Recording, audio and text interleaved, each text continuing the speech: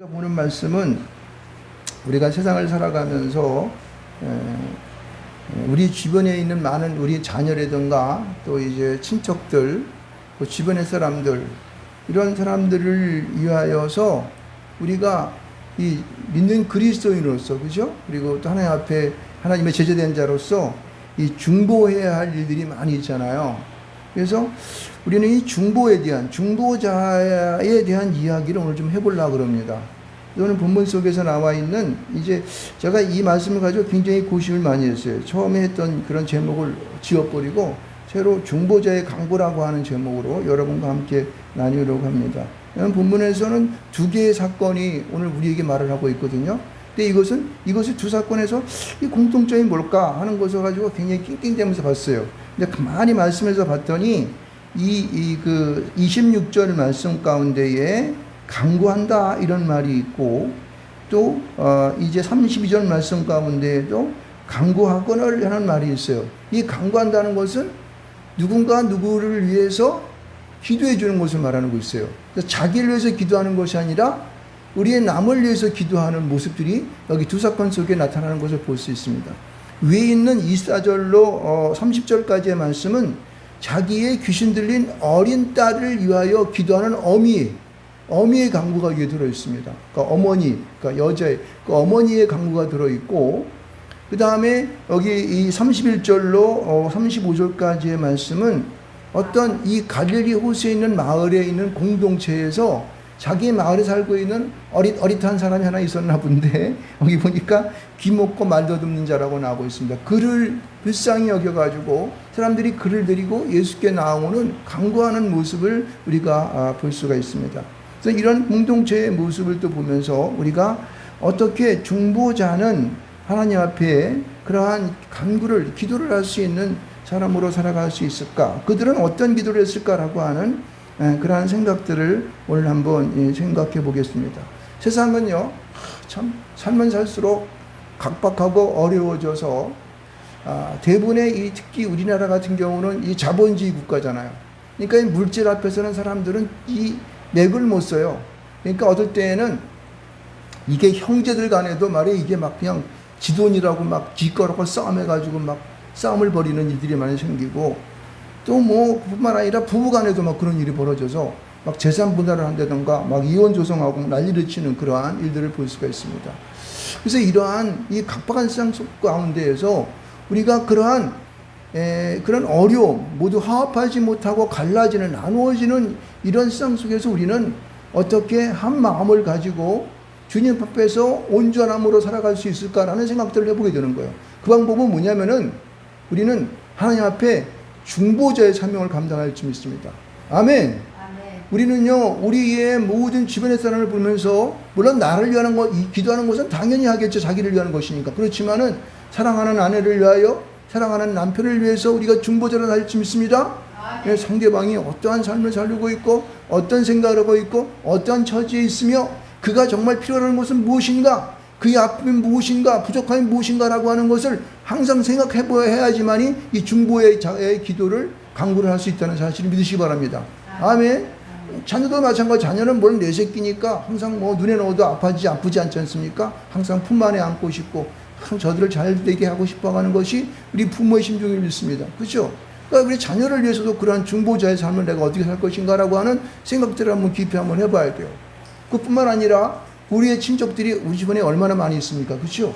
그들을 바라볼 때 정말 예수 믿지 않고 저들이 그대로 이 세상을 하직하게 되면 어디로 갈까요? 어디로 가요? 지옥 가는 수밖에 없어요. 왜? 성경에 그렇게 나와 있으니까. 믿지 않으면은 예수 그리스도를 나의 구주로 복음을 영접하지 않는 사람들은 죄송하지만 어쩔 수 없어요. 아무리 깨끗하게 살고 아무리 자기가 이제 하나님 앞에서 아니라 지들 나름대로의 이 사람들을 도와주고 좋은 일을 많이 했다 할지라도 예수를 믿지 않으면 어떻게 됩니까? 믿지 않으면 지옥 갈 수밖에 없는 거예요. 그래서 그런 심정을 갖고 어떻게 하든지 내 주변에 있는 많은 사람들을 그리스도 안으로 이끌 수 있는, 우리가 중보의 기도를 할 수 있는 중보자의 삶을 우리가 강구하는 삶을 살아가야 한다는 거예요. 할렐루야. 예, 그럼요. 그렇게 살아가야 돼요. 그러니까 우리 주변에 있는 모든 내 친척들을 바라보면서 내가 그런 심정, 중보자의 심정을 가져야 한다는 거예요. 뿐만 아니라 여기 보면은 이 오늘 공동체라고 얘기했는데 갈릴리 호숫가의 당도에서 이 갈릴리 호수 마을에 살고 있는 이 사람들이 자기네 집에 있는 자기네 집이 아니라 자기의 마을에서 힘들고 어렵게 사는 한 사람을 보니까 귀먹고 여기에 어눌한 자가 있는데 말로듬 자가 있는데 이를 불쌍히 여겨가지고 어떻게 그를 하나님 주님 앞으로 이끌어내오는 그런 광경을 볼 수가 있습니다. 이런 거 보면서 우리는요 중보자가 어떻게 살아갈 것인가를 눈치가 챌 수가 있는 것입니다. 자, 우리 한번 봅시다. 첫 번째 나오는 여기 보면 이사절로 32절에 나오는 이 여인을 보자고요. 이 사람은 이 여인은 어떤 여인이라고 그랬어요? 여기 보면요 26절에 어느 족속이요? 수로보니게 족속. 이 여인을 보니까 이 여자는 헬라인이요 수로보니게 족속이라고 말을 하고 있습니다. 여러분, 이 여인은요 세상 가운데에서 가장 사람들이 어찌 보게 되면 멀리하고 가까이 하고 싶지 않은 그런 여인인 것을 알 수가 있습니다. 이는 두로나 시돈 지방에서 거주하면서 또 이 사람은 또 헬라인이에요. 이 수로보니게라고 하는 뜻은 뭐냐면은 수리아하고 그 다음에 두로와 시돈 가운데 있는 말을 합쳐서 수로보니게 족속이라는 거예요. 다시 말해서 수리아와 시돈과 이쪽에 있는 사람들과 같이 혼합된 여인이라는 거예요. 그러니까 여러분 우리도 우리나라에서 보게 되면은 예? 이게 이 순수한 우리 한국 혈통이 아니고 저기 뭐 아프리카에서 왔다든가 저기 뭐 아랍에서 왔다든가 이런 사람들은 어떻게 우리가 가까이 하기가 쉽습니까? 어렵습니까? 어려워요. 옛날에는 더군다나 이 또 약간 좀 이 얼굴 색깔이 좀 이렇게 시꺼먼 사람들을 보게 되면은 막 멀리하고 그랬잖아요. 그리고 아이들 학교 가게 되면은 야, 너 뭐 어쩌고 하면서 놀리고 막 그랬잖아요. 마찬가지 이때도 그랬을 거라고 보면 여기 보면은 여기 성경에서 그 여인의 족보라고 할 수 없지만은 그 신분을 갖다 밝혔던 것을 보게 되면은 두로와 시돈 지방에 두로 지방에 살면서도 그는 헬라인이요 수로보니게 족속이라는 거예요. 또 여자니까. 그러니까 굉장히 사람들 가운데에서 가난하고 힘들고 어렵고 소외되어 있는 그런 여인인 것을 알 수가 있습니다. 그러니까 이 여인만 보더라도 불쌍해요, 안 불쌍해요? 불쌍해요. 측은한 마음이 듭니다. 그런데 문제는 뭐냐면은 이 여인이 딸이 하나 있었는데 이 어린 딸이 더러운 귀신이 들렸다는 거예요. 그러니까 그렇지 않아도 힘들고 어려워서 밥 벌어먹고 살기 힘들고 여자라고 써지도 않고 그래가지고 힘들고 어려운데 이 여인에게 어린 딸이 하나 있는데 이 더러운 귀신이 들려가지고 더 힘든 거야. 왜? 아니 보니까 귀신 들려가지고 보니까 가끔가다 그냥 까불어지고 말이에요. 그리고 좀 날 좀 도와서 뭐 일 좀 해주면 좋겠는데 그것도 안 하고 맨날 옆에 붙어만 있어야 되니 얼마나 힘들겠어요. 그러니까 이 여인은 세상을 한탄하면서 그냥 힘들고 눈물 나는 그냥 맨날 눈물을 흘려가면서 삶을 살다가 누구의 소문을 듣게 됩니까? 예수님의 소문을 듣는 거예요. 예수는 어떤 분이기 때문에 그를 만나기만 하면은 옷가에도 손을 내기면은 낫는다는 그런 소문을 이미 들었거든. 그러니까 이 여인 가운데에는 이 소망이 생긴 거야. 누가?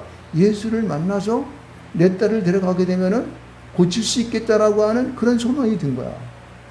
그래서 이 여인은 예수의 소문을 듣고 이 두로 지방에 어쩌다가 정말 이 예수님께서 제자들과 함께 예루살렘에서 온 사람들이 그냥 이 날카로운 눈총을 피하고 자기를 따라다니면서 귀찮게 꾸는 많은 사람들의 그것을 피하여서 두로 지방에 왔던 그 예수님을 만나고자 했다는 거예요. 그때 예수님께서는 그 여인을 딱 만났어. 아무도 모르게 들어가 있었는데 불구하고 이 여인은 어떻게 그 집을 찾느라고 힘들었을까? 안 들었을까? 아마 007 같이 말이 이 여인은 예수님이 온다는 소문을 듣게 들었는데 어느 집에 들어가는지 뭘 모르니까 그걸 알아보려고 여기 가서 물어보고 저기 가서 물어보고 그냥 백방으로 한번 찾아다녔을 줄 믿습니다. 아멘. 그럼요. 힘들고 어려움은 누구나게 다 있는 거예요. 그러나 그것을 이겨내고자 하는 그 자기의 사랑하는 어린 딸을 어찌하든지 낫게 하고자 하는 그 어미의 뭐가 있어요? 애틋한 마음, 사랑하는 마음, 정말 애끓는 마음이 그 마음 가운데 있었다는 거예요. 그래서 어떻게든지 그 자기의 딸을 살리고자 예수를 갖다 수소문해가지고 알게 되었다는 거예요. 그래가지고 문을 탁 열고 들어가서 예수님, 내 더러운 귀신 들인 내 어린 딸을 좀 치료해 주십시오. 막 그렇게 얘기하는 거예요. 여기 보게 되면은 26절 말씀 나오죠. 자기 딸에게 귀신 쫓아내 주시기를 간구하고는 이렇게 말하고 있습니다. 그러니까 이 여인의 마음속에는요, 어떻게 하든지 자기 딸을 낳고자 해서 자기가 매맞아 죽는다 할지라도, 자기가 아무리 박대를 당한다 할지라도 어떻게 해요? 꼭 낳고자 하는 그 낳게 하고자 하는 그 소망이 어떻게 그 마음 가운데 충만 되어 있는 거예요. 그냥 그거로 꽉 채는 거예요. 다른 건 안 보이지 않는 거예요. 그러니까 자기는 가서 망신당하든 말든 막 그냥 하는 거예요. 근데 예수께서 27절 말씀 가운데 이런 말을 하는 거예요. 27절 말씀 한번 같이 한번 읽어볼까요? 이것은 좀 중요한 말이기 때문에 우리 한번 읽어봅시다. 시작. 예수께서 이르시되 자녀로 먼저 배불리 먹게 할지니 자녀의 떡을 취하여 개들에게 던짐이 마땅치 아니하니라. 이거를 쉬운 말로 표현하면 어떻게 말하는 걸까요? 야, 너한테 줄 거 없어. 너는 너한테 줄 거 없으니까 너는 개들과 마찬가지니까 넌 가. 이렇게 얘기한 거야. 무슨 얘기냐면 우리 소위 말하는 우리가 이 쌍소리라는 게 있잖아요. 개 무슨 끼 이렇게 하는 거예요. 나가! 그러는 거예요. 근데 만약에 여기서 그 말을 듣고 승질이 나가지고 바깥으로 확 나가서 예수님을 떠나갔으면 어떻게 했을까요? 이 사건이 나타났을까 안 나타났을까? 성경에 실리지도 않았을 거야. 그래서 나는 생각을 한번 해봤어요. 아니, 예수님 좀 지나친 거 아닌가? 아무리 이방 여인이고 하찮은 여인이지만은 아니 이렇게 심한 말을 할 수가 있나? 이런 생각을 했어요. 여러분은 어떻게 생각하십니까? 예? 왜 그랬을까요? 왜 이렇게 심한 말을 했을까요? 예? 바로 그거예요. 여러분, 주님께서는요, 이 여인이 미워가지고 쫓아보내려고 그랬던 걸까요? 아니요. 그럼요? 믿음을 보시죠. 우리 사모님이 말이에요. 요새 성경 말씀 막 읽고, 밤낮으로 기도하면서 새벽 기도하고 막 그러더니 아주 도통을 했습니다. 이런 말은 사실은 만약에 이게 나한테 했으면 나는 성질 나가지고 팍 참면서 그래 잘 먹고 잘 살아라고 나갔을 거야. 내가 아무리 더러운 귀신 딸을 데리고 있지만은 내가 안 고치고 말지 이랬을 거라고. 그런데 이 여인의 마음 가운데에는요, 어떻게 하든지 더러운 귀신을 들지만은 내 어린 딸을 고쳐야만이 내가 살 수 있다라고 하는 절절한 내 마음 가운데에 어떻게 해요? 그만 아픔이 있었고 그것을 어떻게 낫고자 하는 그러한 마음속에 신념이 가득했던 거예요. 더군다나 내가 이런 딸을 저 예수가 고칠 수 있다고 하는 뭐가 있었던 거예요? 믿음이 있었던 거예요. 그러니까 자기는 어떻게 되든지 생각하는 거야. 하나님, 그렇습니다. 나는요, 당장 저희 들어가가지고 나를 내쫓아가지고 방망이로 둘기업해가지고 나를 내쫓는다 할지라도 나는 끝까지 그냥 예수님 바지가랑이 붙잡고 늘어질 겁니다. 라고 하는 마음을 갖고 들어간 거야. 이게 뭐로 작동한 거예요? 믿음으로 작동된 거예요. 여러분. 그걸 목사님이 어떻게 할 수 있습니까? 28절에 나오는 이 여자의 대답 가운데에서 그 여자의 심령이 나타나게 되고 29절 말씀 가운데 보게 되면 예수님께 본심이 나타나는 것을 볼 수가 있습니다. 그러니까 이런 성경을 읽어보게 되면요, 성경은 그 말씀을 문자적으로 해석해가지고 막 보다 보게 되면요, 원래의 성경의 전체적인 흐름 가운데에 주님께서 하나님께서 우리에게 주시고자 하는 말씀을 잘못하면 놓칠 수가 있어요. 여기 보면 왜냐면 이 말씀에 대한 해석이 따로 붙은 게 하나도 없거든. 성경만 읽어보고 묵상하지 않으면 아무도 그 말씀이 왜 그 얘기했는지에 대한 것을 얻을 수가 없어. 그러니까 예수님께서는 좀 가혹할지 모르겠지만은 저는 세상 모든 사람들이 별로 안 좋아하는 헬라인이고 또 이방인 가운데서도 여기 보면은 이 수로보니게 여인이 족속이었기 때문에 사람들은 별로 안 좋아했단 말이에요. 그렇지만은 예수님께서는 사람들이 보는 앞에서 저가 비록 수로보니게의 족속이고 헬라인이었지만은 저에게 이러한 믿음이 있다라고 하는 것을 만천하에 드러내고 싶으셨던 것을 믿으시기 바랍니다. 할렐루야. 그럼요. 모든 사람이 공감하고 저만한 믿음이면은 우리는 분명히 나을 수가 있어 라고 하는 공통 분모를 찾고자 그의 강구를 주님께서는 듣고자 하셨던 거예요. 그러니까 주님께서 이렇게 그 여자는 이렇게 말합니다. 뭐라고 얘기해요? 어떻게 이 여자가 이렇게 지혜로운지 나는 알 수가 없습니다. 여자가 대답하여 이르되 주여 올소이다마는, 이거는 뭐예요? 상대방을 굉장히 배려하는 마음이에요. 그죠? 자기가 한 말이 나오고 반대적이고 어때요? 나하고 전혀 맞지 않지만은 그러나 내가 대의를 위해서는 이 소를 희생해야겠다라고 하는 마음으로 상대방을 한심을 사고 품어주는 그렇단 말이에요. 주요 주님께서 하시는 말씀이 정말 없습니다. 이렇게 말하는 거예요. 근데 여기 뭐라면 이렇게 해요. 상아래 개들도 상아래 개가 누군데? 그 여인 스로보니게 족속이 상아래 개야. 상아래 개. 상에 있으면 그 상 밑에서 주워먹는 개란 말이에요. 개. 강아지란 뜻이거든요. 아이들이 먹던 부스러기를 먹습니다. 당신의 하지 않은 사람들이 흘린 것들을 주워먹는 그런 개 아닙니까? 이건 무슨 얘기예요? 나도 당신이 주는 말씀을 먹고 사는 사람이에요. 당신에게 속하져 있는 그러한 나도 믿음의 족속이라고 하는 거예요. 나도 당신의 자녀입니다 라고 얘기하는 거예요. 할렐루야. 야, 이거는요, 나는 세상 가운데에서 아무리 문학적인 사람이 이렇게 표현하려고 그래도 나는 표현이 좀 이게 힘들다고 생각해요. 나는 이 말씀을 누가 주었다? 누가 주었다고 생각해요, 여러분은요? 나는 여기 말에 표현이 안 됐지만은 하나님께서 그 여인의 간절한 소망을 갖고 있는 그 여인의 마음속에 들어가서 이 말씀을 그의 여인의 입에다 넣어줬다고 생각합니다. 믿습니까? 아, 이거를 우리는 믿어야 돼요. 우리는요, 하나님 앞에 간절히 소망하고 강구하는 자에게 하나님께서는 어떻게 해요? 말할 수 있는 그 말을 그 입에 넣어주는 걸 믿으시기 바랍니다. 그것을 당신이 어떻게 알아? 여러분, 이 구약 성경이라든가 여러 가지 말씀 속에 보게 되면요, 주님께서 그렇게 말했어요. 너에게 내가 할 말을 입에 넣어주겠다고 성경은 보장하고 있거든. 네가 어디 가든지 네가 예수 그리스도의 이름으로 복음을 전하고 선교사의 직분을 감당할 때에 그 어려운 처지에 있을 때에 내가 너와 함께해서 네 입에다가 너 말할 것을 넣어주겠다고 주님께서 성경은 어떻게 보장해 안 보장해요? 보장하고 있다는 거야. 그러니까 이 여인에게도 이런 말을 넣어준 거예요. 할렐루야. 예수님은 이것을 예상했을까요? 몰랐을까요? 예상했을 거예요. 주님께서는 이런 말이 나오리라고 생각했던 거예요. 주님께서는. 그리고 왜냐하면은 하나님께서 그 입에다 그런 것을 그 말을 넣어줬기 때문에 상아래 개들도 아이들이 먹던 부스러기를 먹나이다. 나도 당신의 부스러기라도 먹는 자녀입니다. 라는 거예요. 예수님께서는 나는 너와 상관없어. 나는 내가 믿는 사람들만 이렇게 간수하지. 그렇지 않은 사람들은 상관없어. 가. 이렇게 말을 했을지라도 이 여인은 그것에 마음 상하지 않고 주님 말씀이 옳지만은요, 저도 주님의 자녀예요. 왜? 개들도 상 아래 떨어지는 그 부스러기 먹잖아요. 똑같은 빵 먹는 거네요. 나도 당신의 자녀이죠. 할렐루야. 중요합니다. 여러분, 우리는 어찌 보게 되면요, 이스라엘 사람들은 아주 그 하나님 앞에 축복받은 택하신 선민일 수 있어요. 그렇지만은 우리 이방인들은 어때요? 이방인들은 그 후에 예수를 믿고 구원받는 자들 아닙니까? 똑같이 이것은 뭐예요? 우리는요, 이 수로보니게 여인과 같이 그 상 아래에 떨어져 있는 아이들이 흘린 부스러기를 먹는 그러한 어떻게 해요? 수로보니게 족속과 같은 사람일지 모릅니다, 우리도요. 그렇지만 어때요? 나는 예수를 믿습니까? 안 믿습니까?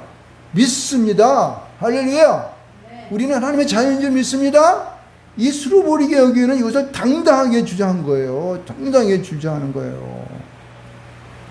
그것을 28절 말씀 가운데 보면 예수께 여자가 대답하여 이르되 이렇게 말하였어요.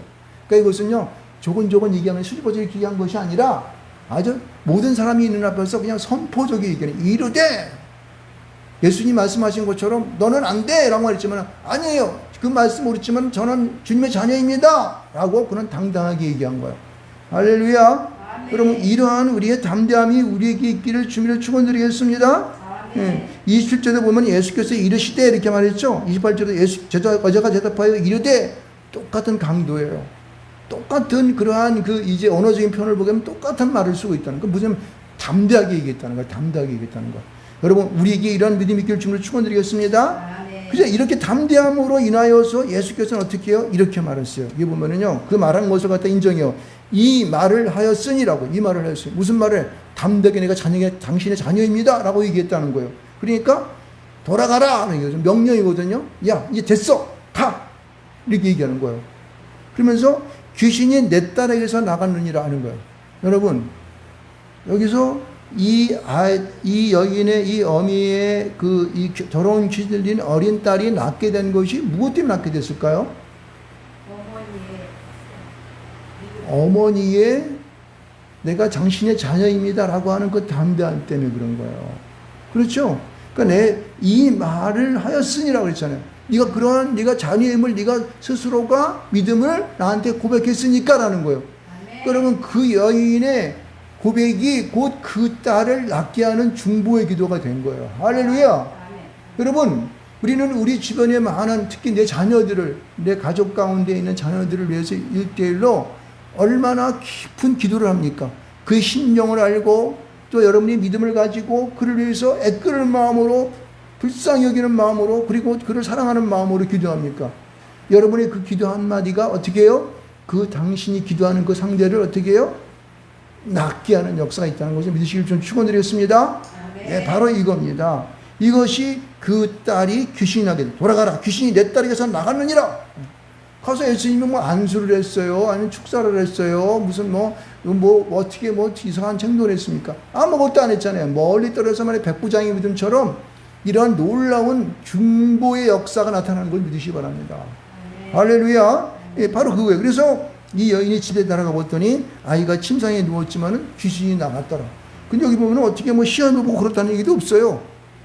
이 여인이 딱 보니까 아는 거야. 예, 이 여인도 은혜 받았기 때문에 이미 어느 정도 영적인 그런 이제 그 어떤 그 하나님의 충만 속에 있는 거예요. 성령의 충만 속에 있었기 때문에 보지 않은 거야.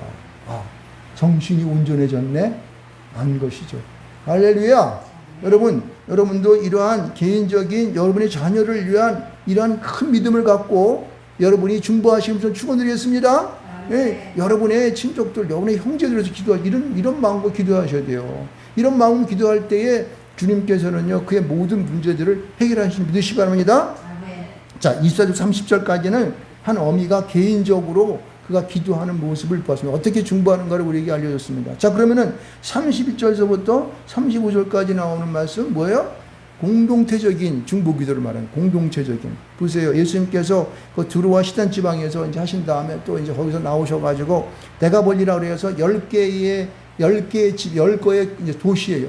데카라는 뜻이 열이라는 뜻이에요. 근데 이게 옛날 로마 시대에 보게 되면은 로마가 자기네들이 그 나라를 통치하기 위해서 10개의 군사 도시를 만들어 놨어요. 그래서 그걸 데카볼리 이렇게 해요. 그 지방을 통과해서 이제 갈릴리 호수가 있는 갈릴리 호수 마을로 갔어요. 갔는데 보세요. 이 사람들이 항상 이 갈릴리 마을에 살고 있는, 호수 마을에 살고 있는 이 사람들이 항상 보면은 이게 말도 귀도 먹고 말도 먹으면서 동냥하고 있는 이 사람을 평상시에 어떻게 해요? 불쌍히 본 거예요. 어떻게 하면 저 아이를 갖다가 좀 온전케 할 수 없을까? 라고 하는 그런 마음이 그들 마음을 어떻게 해요? 감동시켰고 그 마음 가운데 소망으로 있었던 거예요. 그래서 이 긍휼히 여기는 마음을 가지고 예수가 왔다는 소식을 딱 듣고 어떻게 했습니까? 여기 보게 되면은 예수님께 데리고 나왔다고 그렇게 했습니다. 여러분, 이것은요, 사실은 보세요. 오늘은 말이야, 밭도 사야 되고 논도 매야 되고 시장도 가야 되고 밥도 해야 되고 못도 해야 되는데 사업도 해야 되고 직장도 가야 되고 바쁜데 어떻게 하면 죄를 드리고 예수님께 나가서 무슨 안수해달라고 할 수가 있나? 이랬으면 어떻게 했어요? 이 아이는 영원히 고칠 수가 없어요. 이 아이가 아니지, 누군지 모르겠지만은 이분은 전혀 이 김없고 어눌한 사람, 말도 없는 사람들은 고칠 수 없을 것입니다. 그러나 이 갈릴리 마을에, 갈릴리가 아니죠, 갈릴리 호수 마을에 이 분들은 그런 한 영혼에 대해 서로 어떻게 해요? 긍휼의 마음 갖고 불쌍히 여기는 마음을 갖고 그에게 관심을 갖고 어떻게 해요? 그를 데리고 예수님께 나간 거예요. 무슨 얘기냐? 우리는 공동체를 살아가면서 내 주변의 사람들이 해서 그냥 또 서로 바쁜데 와서 잠깐 예배 드리고 그냥 맛있는 커피 한잔 먹고 헤어져. 이렇게 하는 거로 끝나는 것이 아니라 우리 주변에 있는 사람들을 가만히 눈을 뜨고 봐야 돼요. 여기 보게 되면은 이 사람에 대하여서 이 사람들은 서로 관찰을 하고, 그렇죠? 그리고 그를 볼 때 자세히 현미경처럼 들여다보면서 어떤 어려움이 있는지를 살폈다는 뜻이 여기 포함되어 있습니다. 여러분, 우리는 우리 주변의 사람들에게 관심을 갖고 그들에 대해서 중보 기도할 때 긍휼의 마음이 그 마음속에 어떻게 해요? 품어져야 할 줄 믿습니다. 사랑하는 마음이 있어야 되는 거. 어떻게 저를 낫게 하고자 하는 그런 마음이 그 중심 속에 없으면은요, 이 기먹고 말도 없는 자를 데리고 예수께 그 수고하면서 갈 수 있는 그런 형편이 안 된다니까, 조건이 안 된다니까. 여기 그런 마음을 가지고 예수께 나아가서 안수하여 주기를 간구했대요. 간구란 말은 간청했다는 거예요. 자기 일처럼 자기가 그런 말도 듣고 눈 먼 것처럼 그 이 갈릴리 호수 마을 사람들은 그를 데리고 예수께 데려간 것을 볼 수 있습니다. 예수께서는 여기 보면 붙여보다 안 수 있지만은 이럴 때에 예수님께서는 그들의 모든 믿음을 봤을까요? 안 봤을까요? 봤으니까 딱 붙잡자마자 따로 데리고 가가지고 고치기 시작한 것이죠. 그렇죠? 그래서 그렇게 되면은 그 사람을 따로 데리고라고 말해요. 따로 데리고. 왜냐면은 그 사람들이 많이 있고 이제 어지러우니까 아마 이제 따로 데리고 이제 뭐 이렇게 따로 세워놓고 아마 했을 겁니다. 근데 여기 보면은 하는 행동이 좀 이상해요. 33절 말씀 한번 같이 읽어볼까요? 33절 말씀 한번 읽어봅시다. 시작. 예수께서 그 사람을 따로 데리고 무리를 떠나사 손가락을 그의 양귀에 넣고 침을 뱉어 그의 혀에 손을 대시며 하늘을 우러 탄식했다 이렇게 나오는데, 아니 예수님이 안수해달라고 했으면 안수해가지고 내가 나사렛 예수 그리스도를 명하노니 눈을 떠 귀는 뚫려질지어다. 어떻게 돼? 뚫렸을 거예요. 그렇죠?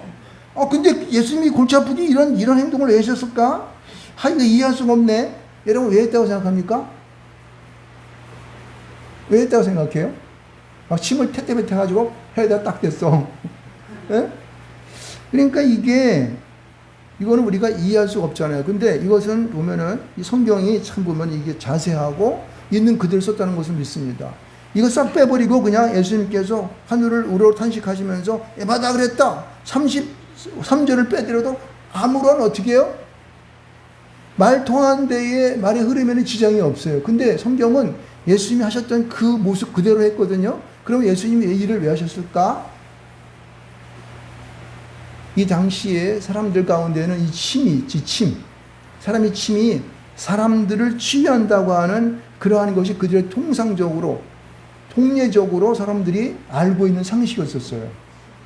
그리고 여기 아마 이 마을 사람들은 이 귀에다가 눈먼 사람, 귀 먹은 사람들이 손 놓고 기도하는 이런 것들이 아마 사람들에게 다 이해가 되고 고친다고 하는 것을 알아먹을 수 있는 뭐가 돼요? 다 행동이 된 거예요. 그러니까 사람들이 몰려있을 때에 그들에게 이 모든 사실들을 서로 공포적으로 알면서 그들이 알고 있는 상식을 가지고 치료하는 것을 보여주기 원하셨다는 사실이에요. 할렐루야! 하나님께서 하늘에서 내려오신 하나님의 그 아들이신데 다 권위로 할 수 있었던 것인데도 그런 것을 그들이 눈으로 보고 이해할 수 있는 그런 상황을 만들었다, 안 만들었다? 만들었다는 거예요. 만약에 주님이 오늘날 2000년 지금 오셔가지고 뭐 이런 일을 하셨으면은 이렇게 하시지 않으셨어요. 물론 다른 데서도 그렇게 했죠. 다른 데서도 어디 신랑가에서 눈뜨기 한 사람도 어떻게 해요? 진흙을 익혀가지고 침을 턱에 베가지고 이렇게 눈에 발랐죠. 그런 것처럼 치우는 사람을 갖다가 치유하는 능력이 있다는 거예요. 이런 것을 사람들이 모두 보고 이해할 수 있는 그런 사항을 주님께서는 보여주시기 원하셨다는 거예요. 그럼 어떻게 할 수 있습니까? 그럼 보면요. 37절 말씀 가운데 보면 이렇게 말하고 있어요. 사람들이 심히 놀라 이르되 그가 모든 것을 잘하였다. 못 듣는 사람도 듣게 하고 말 못하는 사람도 말하게 한다. 이 말을 보게 되면요. 여기 잘했다는 말이 있거든요. 이거는 모든 사람이 공감하고 내가 이해했다는 그런 말로 포함되어 있어요. 할렐루야. 그러니까 여기 지금 이런 행동을 했던 것은 주님께서는 다른 사람이 볼 때에 이상한 행동을 한 것이 아니라 다 알 수 있는 그런 행동을 통하여 저가 이런 것으로 고쳤구나 라는 것을 어떻게 해요? 공감신 것을 알 수가 있습니다. 할렐루야. 좀 이해할 수 있겠습니까? 제가 기도하고 하나님 앞에 묵상해 본 결과 이러한 상황이라는 것을 저는 여기서 이해를 했습니다. 그래서 그들은 모든 사람들이 이 상황을 알게 하고 어떻게 해요? 그 다음에 진짜 고친 것은 뭘까요? 34절에 있는 것을 알 수 있어요. 하늘을 우러러 왜 탄식했을까? 하나님 아버지, 저를 불쌍히 주시옵소서. 얼마나 힘들었으면 저 마을 사람들이 얘를 데리고 이 사람을 데리고 나한테까지 와서 기도해달라고 안수해달라고 그럽니까? 저가 눈 멀고 귀 안 들리니 맨날 빌어먹고 사는데 저를 고쳐야 되지 않겠습니까? 라고 하는 그런 심령을 가지고 탄식한 것이라는 거예요. 그래서 뭐라 그래요? 에바다 그랬어요. 열리라는 거예요. 여러분, 하나님의 이 에바다라는 것은 이 말씀의 역사로 고치는 것을 알 수 있습니다. 그렇죠? 예수님께서는 모든 것을 고칠 때 사실은요, 말씀으로 치료하시는 거예요. 할렐루야. 믿음을 보시고 말씀으로 치유하시는 거예요. 오늘도 이것은요, 우리에게 주신 보혜사를 보내서 오늘도 주님보다 더 큰 일을 하게 하시는 그 하나님께서는 우리들에게도 이러한 역사를 행하신 줄 믿으시기 바랍니다. 여러분, 이 에바다 하시면서 열리라 하는 이 말을 한 동시에 그는 어떻게 해요? 귀가 열리고 혀가 맺힌 것이 풀려 말이 분명해졌다고 말씀하고 있습니다. 할렐루야. 여러분, 이 갈릴리 호수 마을에 살고 있는 이 많은 사람들이 이 귀먹고 말도 없는 자를 불쌍히 여기고 긍휼한 마음을 갖고 주님께 가서 간구하여서 저를 어찌하든지 안수해서 고쳐주십시오라고 하는 이 간구가 결국은 이 어떻게 해요? 이분을 낫게 하는 역사가 있다는 것을 볼 수 있습니다. 그래서 모든 사람이 이 사실을 알므로 말면 놀라운 하나님의 역사가 전 속에 나타나는 것을 볼 수 있습니다. 그래서 모든 사람들이 잘하였도다. 듣는 사람도 듣게 하고 말 못하는 사람도 말하게 한다라고 공감하고 그들의 마음 가운데는 어찌하든지 많은 이들에게 이 예수를 선전해서 예수를 믿게 하는 그런 역사가 이들 속에 나타나는 것을 볼 수가 있습니다. 여러분, 오늘은 우리가 이 중보자의 강구에 대해서 얘기하고 있는데, 그러면은 우리는 개인적으로 우리 각 개인이 우리가 사랑의 마음, 안타까운 마음, 긍휼히 여기는 마음을 가지고 개인적인 치료와 공동체적인 치료를 해서 우리가 강구를 이렇게 한다는 것을 배웠습니다. 여기서 우리 하나 더 붙여지기를 원합니다. 뭐냐면은 우리가 이 중보자에 대한 이야기를 할 때마다 이 중보자라고 하는 것은 어떻게 해요? 서로 대립된 관계를 화해시키거나 일치시키는 그 일을 하는 것이라고 여기 보면은 그 백과사전 같은 데 나와 있는 걸 볼 수 있습니다. 적대 관계에 있나 대립되는 사람들을. 그런데 여러분, 우리는 이 땅에 살면서 우리의 죄로 인하여서 누구와 대립되어 있습니까? 하나님과 대립되어 있어요. 이걸 알아요. 하나님께서는 우리의 죄를 도말하지 않으면은 절대 우리를 하늘나라로 이끌 수가 없습니다. 할렐루야. 네. 그렇기 때문에 우리의 모든 죄가를 용서하기 위하여 자기 하나밖에 없는 예수 그리스도 이 땅에 보내셔서 십자가에 죽게 했다는 사실입니다. 할렐루야. 아멘. 이것을 믿으십니까? 아멘. 그러면 하나님과 우리 사이에 진정한 중보자는 누구십니까? 예수 그리스도. 할렐루야. 이것을 꼭 내 머릿속에 넣고 있어야 돼요. 이것을 갖고 내가 은혜를 받아야지만이 어떻게 해요? 내 가족을, 내 남편을, 내 아내를, 믿지 않는 그 허랑방탕한 내 자녀들을 회개시키고 돌이킬 수 있다는 사실을 믿으시기 바랍니다. 그들을 중보할 수 있는 그런 역할을 감당할 수 있다는 사실이에요. 할렐루야. 네. 여러분, 이 중보자 역할을 감당했던 것은 바로 예수 그리스도임을 디모데전서 2장 5절 말씀 가운데 이렇게 말씀하고 있습니다. 하나님은 한 분이시요 또 하나님과 사람 사이에 중보자도 한 분이시니 곧 사람이신 그리스도 예수라고 말했습니다. 하나님과 사람 사이에 중보자이신 분이 누구다? 바로 예수 그리스도라고 디모데 2장 5절 말씀 가운데 말씀하고 있는 것을 볼 수 있습니다. 자, 하나만 더 소개하겠습니다. 여러분, 로마서 8장 26절과 27절을 찾아보시면은 여러분 보세요. 로마서 8장 26절과 27절 말씀을 찾아보면 이런 말씀, 제가 시간 없기 때문에 제가 같이 읽으면서 말하겠습니다. 이와 같이 성령도 우리의 연약함을 도우시나니 우리는 마땅히 기도할 바를 알지 못하나 오직 성령이 말할 수 없는 탄식으로 우리를 위해 친히 뭐라 한다? 간구하시느라. 우리의 중보자는 누구실까요? 예수 그리스도. 또 우리의 중보 기도해 주시는 분이 누구다? 보혜사 성령께서 하신다는 사실이에요. 마음을 살피신 이가 성령의 생각을 아시나니 이는 성령이 하나님의 뜻대로 성도를 위하여 간구하심이라. 할렐루야. 성령께서 하나님의 뜻을 알고 우리를 위하여 우리가 천국에 들어가도록 우리가 하나님 이 땅 가운데 온전히 살 수 있도록 중보 기도를 누가 하신다? 성령께서 하신다는. 성령께서. 예수 그리스도는 우리의 중보자 되셔서 우리를 십자가 못 박혀 죽으셨고, 또 성령께서는 날마다 우리의 생활 속에서 우리의 삶 속에서 나타나셔서 우리의 마음을 울리고 또 우리를 위하여서 하나님께 간구한다는 사실을 믿으시기를 축복드리겠습니다. 조금 더 나가면 이런 하나만 요원 더 하겠다. 뭐냐면은 여러분, 구약성경을 보면 구약성경 신약성경도 마찬가지지만은 세례요한과 같은 사람들도 많이 있고 그렇지만은 성경 가운데 중보자가 누구 있습니까? 이스라엘을 출애굽시키기 위해서 가나안 땅으로 인도했던 모세. 하나님과 백성 사이에서 어떻게 그는 중보를 열심히 했죠. 만나 매출하기를 모르고 물이 없을 때에 바위를 쳐서 물이 나게 하고, 그렇죠. 바다를 건너갈 때에 지팡이를 내놓으니까 바다가 갈려서 지나가게 하고, 그렇죠. 이런 역사를 어떻게 해요? 모세가, 선지자가 한 거예요. 그러니까 선지자 같은 경우도 엘리야라든가 엘리사, 예레미야, 그 다음에 무슨 후에 오는 여러 사사나 선지자들이 많이 있죠. 이런 분들이 바로 중보자의 역할을 감당한다는 거예요. 여러분, 그렇다면 오늘을 살고 있는 우리는 뭐가 될까요? 우리는 예수를 믿는 우리는 어떤 자의 삶을 살아가야 될까요? 너희는 왕 같은 제사장이요. 할렐루야. 우리는 이 땅에 살아가면서 왕 같은 세상의 삶을 살 줄 믿습니다. 선지자로 살아가면서 믿습니다. 여러분, 우리가 이 땅에 살면서 우리는 중보자의 삶을 살라고 성경은 계속 얘기하고 있는 거예요. 너의 자녀를 위해서 눈물을 흘리며 기도하라. 너의 이웃을 위하여, 내 형제를 위하여, 내 친척을 위하여 안타까운 심령을 갖고 사랑의 마음을 갖고 기도하라는 것입니다.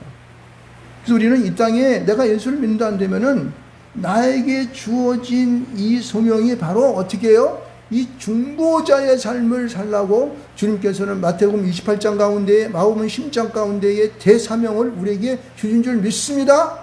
할렐루야. 살아가는 거예요. 그럴 때 주님의 역사는 이 땅 가운데에 강같이 흐르고 모든 자들이 주님 앞에서 놀라운 제 축복 속에 살아가며 이 땅에 하나님의 나라가 이루어지는 그런 역사가 이 땅 가운데 올 줄 믿습니다. 정말 우리는 저 북한에 살고 있는 우리 사랑하는 동포들을 생각할 때마다 이 마음 속에 내 심장이 멎는 것 같고 아픔이 막 옵니다. 저들을 위해서는 어떻게든 우리는 기도해야 됩니다. 그렇죠? 저 북한에서 정 노예같이 살고, 그리고 자유를 모르고 자기 인권을 다바탈당하고 그리고 굶주림속에 살아가는 저들이 우리가 하나가 되어서 하나님을 믿고 온 세상 가운데에 나아가 복음을 전하고, 그렇죠? 힘들고 어려운 나라를 도울 수 있는 강대한 나라로 갈 수 있도록 우리는 날마다 기도할 줄 믿습니다. 그게 사명이에요. 우리에게 주신 사명이라고. 온 세상 가운데에서도 예수 알지 못하는 모든 자들에게 복음을 전하여서 그리로 구원받는 자가 될 수 있도록 우리는 세상을 향한 이런 중보자의 강구를 우리가 할 수 있는 여러분 되시기를 주님의 이름으로 축원드리겠습니다.